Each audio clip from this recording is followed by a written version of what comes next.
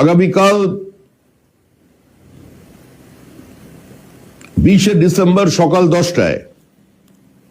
নদিয়ার তাহেরপুরের নেতাজি পার্ক ময়দানে প্রধানমন্ত্রী শ্রী নরেন্দ্র দামোদর দাস মোদীর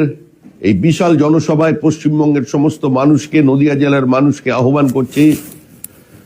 যে পশ্চিমবঙ্গের এই জঙ্গলরাজকে উপড়ে ফেলার জন্য 2026-এর নির্বাচনে তৃণমূলের বিসর্জনকে নিশ্চিত করবার জন্য দেশের প্রধানমন্ত্রী পশ্চিমবঙ্গে এই যাত্রা শুরু করবেন। আমরা প্রত্যেকের কাছে আহ্বান জানাচ্ছি যে পশ্চিমবঙ্গের ঋত গৌরব পুনরুদ্ধার করতে, পশ্চিমবঙ্গের শিল্পায়নের স্বার্থে, নতুন কর্মসংস্থানের স্বার্থে, শিক্ষাক্ষেত্রে সুব্যবস্থা ফিরিয়ে আনার স্বার্থে, কলেজ ইউনিভার্সিটির ক্যাম্পাসে সংসদের নির্বাচনের মধ্যে দিয়ে সেখানের স্থিতি বজায় রাখার স্বার্থে, পশ্চিমবঙ্গের গণতান্ত্রিক ব্যবস্থাকে পুনঃপ্রতিষ্ঠার স্বার্থে, সংবাদ মাধ্যম বিচার ব্যবস্থার উপরে আক্রমণ বন্ধ করতে